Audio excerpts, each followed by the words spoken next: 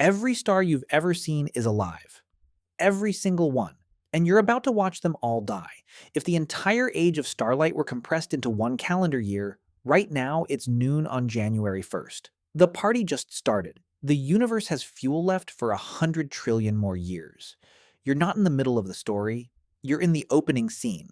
But you're not going to stay here. You're going to sit in something safe. Call it a time machine, and watch the entire universe wind down, cool off, and go dark. From the first star that flickers to the last black hole that screams itself into nothing. And by the end, the scariest part won't be what happens to the universe. It's how little of it was ever for us. 1 billion years from now. First stop. You look down at Earth and something is wrong. The blue is gone. The green is gone. What you're looking at is a planet the color of a grocery bag. Tan. Dull. Dead. No explosion did this. No asteroid. The sun just got a little warmer. About 1% brighter every 100 million years. That's it. That slow, patient increase was enough to push Earth's surface to 47 degrees Celsius, 117 Fahrenheit, and that cracked the whole system open. The carbon cycle broke first. Plants couldn't pull CO2 from the atmosphere anymore, so they died. Then animals. The oceans held on a little longer, but by 1.1 billion years they boiled off too. The last living things on Earth weren't in the ocean. They were extremophile microbes buried in deep rock, clinging on in total darkness, and eventually even they cooked. You're looking at Venus. That's what Earth became. Not because the sun exploded, but because it got slightly imperceptibly warmer over a timescale no human civilization could ever plan around. The sun didn't kill Earth with violence. It killed Earth with patience. Fast forward. 4.5 billion years. Something fills half the sky, and it looks like the end of the world. The Andromeda Galaxy is plowing into the Milky Way at 110 kilometers per second. And from where you're sitting, it's everywhere. A river of stars pouring across your entire field of view. But here's the thing, nothing is hitting anything. 1 trillion stars are involved. The collision takes hundreds of millions of years.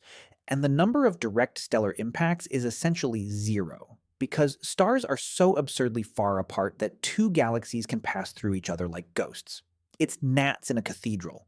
The result, eventually, is a new galaxy. Milkometa, scientists call it. And the whole thing looks like a snow globe being shaken in slow motion. Rocks, planets, entire solar systems flung around by shifting gravity. There's a 50% chance our solar system gets thrown 3 times further from the galactic core. A 12% chance it gets ejected entirely, kicked out into intergalactic space like it was never welcome. The most violent-looking event in galactic history, and it barely touches anything. Now you fly past the sun, or what's left of it. It's been about 10 billion years, and the sun is dead. It burned through all its hydrogen, swelled into a red giant 256 times its current size. Big enough to swallow Mercury and Venus whole, then collapsed. Shed its outer layers into space like a snake losing its skin. What's left is a white dwarf. A tiny white cooling ember roughly the size of Earth, but with half the sun's original mass still packed inside. A teaspoon of this stuff weighs 5.5 tons. That's an elephant in a spoon. You look for Earth. It's gone. Maybe vaporized during the red giant phase, maybe stripped down to its iron core. Either way, there's nothing recognizable, just the dim glow of a dead star where your entire history used to be. If you were standing where Earth once orbited, the white dwarf sun would look about as bright as a full moon on a clear night. That's the light your whole solar system runs on now. Moonlight. 100 trillion years in. And the sky goes out. Not all at once. The last stars alive are red dwarfs, tiny, dim, miserly little things that burn through their fuel so slowly they can last 10 trillion years. They're the cockroaches of the cosmos. But even cockroaches die. These ones don't explode. They don't go supernova. They just get dimmer and dimmer, fading from a deep red glow to infrared to nothing your eyes can detect. Here's a detail that gets me. Before red dwarfs die, some of them go through a phase where they briefly get hotter and turn blue. Astrophysicists Fred Adams and Gregory Laughlin predicted this in 2005. They called them blue dwarfs, and not a single one has ever been observed. You know why? The universe isn't old enough. They haven't happened yet. We predicted a type of star that won't exist for trillions of years. You look around. For the first time, there is no light source in any direction. Not dim light, not faint light, no light. The age of starlight, the only era any living thing has ever known, is over. And it's not coming back. The universe has run out of hydrogen gas to make new stars. Every generation locked more and more mass into dead remnants. White dwarfs, brown dwarfs, neutron stars, black holes. The raw material is gone. The furnace is cold. Welcome to the degenerate era. The universe is a graveyard now, but it's a haunted one. You're drifting in perfect darkness and then a flash. Two brown dwarfs, dead failed stars, drifted through the void for billions of years and collided by pure accident. The crash ignites hydrogen fusion for the first time in eons. A new star is born. It'll burn for trillions of years, a lone campfire in an infinite dark field. Somewhere else, two white dwarfs slam into each other and detonate a supernova that lights up a tiny pocket of the void for a few weeks. Then dark again. These collisions are vanishingly rare, but the timescales are so long that they happen. The most exciting thing left in the universe is two corpses bumping into each other in the dark. There's a physicist named Freeman Dyson who proposed that a civilization could survive this era by thinking slower. One thought every 10 trillion years, powered by the faint heat of a cooling white dwarf. An entire consciousness stretched across timescales we can't even name. Islands of intelligence in an ocean of nothing. But none of that lasts. Because now something worse is happening. Your hand is dissolving. Not metaphorically. The protons inside the atoms, inside the molecules inside your body are falling apart. This is proton decay. The process where the fundamental building blocks of all matter spontaneously disintegrate. Every grand unified theory in physics predicts this happens, with a half-life somewhere around 10 to the 36th to 10 to the 41st years. That number is almost violent in its scale. If 10 to the 36 years were a highway stretching from New York to Los Angeles, the entire current age of the universe, all 13.8 billion years, would be less than the width of a single atom sitting on that road. Nobody has ever actually seen a proton decay. There's a detector in Japan called Super Kamiokande, 50,000 tons of ultra-pure water surrounded by 11,000 light sensors. And it's been watching since 1996. Nothing. Not once. Its successor, Hyper Kamiokande, holds 260,000 tons and should come online around 2027. Still waiting.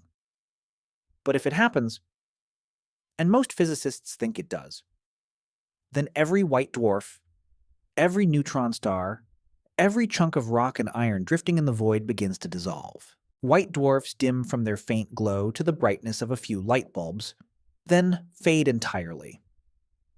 The matter just leaves, converted to radiation, scattered into nothing, and if protons don't decay, then over timescales of 10 to the 1500th power years, quantum tunneling rearranges every atom into iron 56, the most stable nucleus there is.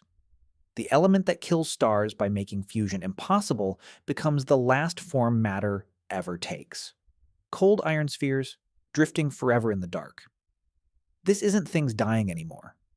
This is the concept of thing losing its meaning. Now, the only structures left are the black holes. And for a long, long while, they rule everything. Galaxies are gone, stars are gone, planets are gone. What's left are clusters of black holes orbiting supermassive ones, slowly eating each other and growing. When two merge, they send gravitational waves rippling through space-time.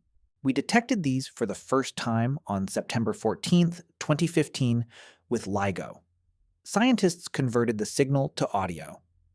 It sounds like a chirp, a rising tone, like the universe briefly humming to itself. That hum is the soundtrack of this era. Black holes merging in the dark, but even black holes die. Stephen Hawking proposed it in 1974. At the edge of a black hole, pairs of virtual particles constantly pop into existence. Normally, they annihilate each other instantly, but at the event horizon, one can fall in while the other escapes. That escaped particle carries away a tiny bit of the black hole's mass. It's called Hawking radiation, and it's unbelievably slow. A black hole with the mass of our sun would take 10 to the 67th years to evaporate. The supermassive one at the center of our galaxy would take 10 to the 87th. The largest known black holes take around a Google years. That's a 1 followed by 100 zeros. You float near one, you wait. Trillions of years. And then it starts to glow. Faintly at first. Getting brighter. Hotter. Shrinking faster as it loses mass, radiating more intensely the smaller it gets. In its last second, it releases the energy of a billion hydrogen bombs. Flash. Gone. And now there is nothing. A Google years into the future. The dark era. You look around and there is nothing to see. Not darkness with shapes in it, not emptiness with potential. Nothing. A few subatomic particles scattered across distances that dwarf the entire current observable universe. The temperature is a fraction of a degree above absolute zero. All the energy that exists is spread perfectly evenly. No hot spots, no cold spots, no gradients. Without a gradient, no work can be done. No computation, no thought, no experience. Dark energy, this force that makes up 68% of the universe and that nobody understands, keeps pushing everything further apart. The physicists who proved the expansion was accelerating won the Nobel Prize in 2011. They showed us the ending. The universe will not collapse. It will not cycle. It will freeze. Here's what haunts me. A civilization born in this era would look up and see an empty sky. No galaxies. No cosmic microwave background. No evidence the Big Bang ever happened. They wouldn't just be unable to see the past. They'd have no reason to believe there was one. The universe erased its own history. And time passes. More time than the entire life and death of every star combined. And here's where it gets strange.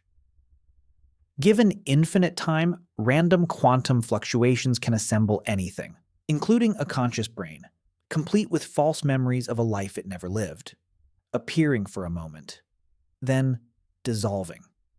These are called Boltzmann brains. Not a thought experiment, an unsolved problem in cosmology. In the dark era, they might outnumber every real observer who ever existed. The last audience for the universe might be accidental minds, dreaming in the void for a fraction of a second, remembering things that never happened. But maybe that's not the ending. There's a possibility that our universe sits in what physicists call a false vacuum, a state that looks stable but isn't. At any moment, a bubble of true vacuum could nucleate, expand at the speed of light, and rewrite every law of physics it touches. The Higgs boson mass puts us right in the danger zone. This could happen in 10 to the 100th years, or tomorrow, and some physicists have described the mathematics of concentrating enough energy at a single point to open a gateway to an entirely new universe, a baby universe, a lifeboat built by whatever intelligence is left. Maybe the point of life isn't to survive the death of the universe, maybe it's to build the next one. You look back at where everything was, every star, every planet, every person who ever lived. All of it an impossibly thin bright line at the very beginning of an endless dark. The universe gave you a window, a fraction so small there isn't a human word for it. And you were in it.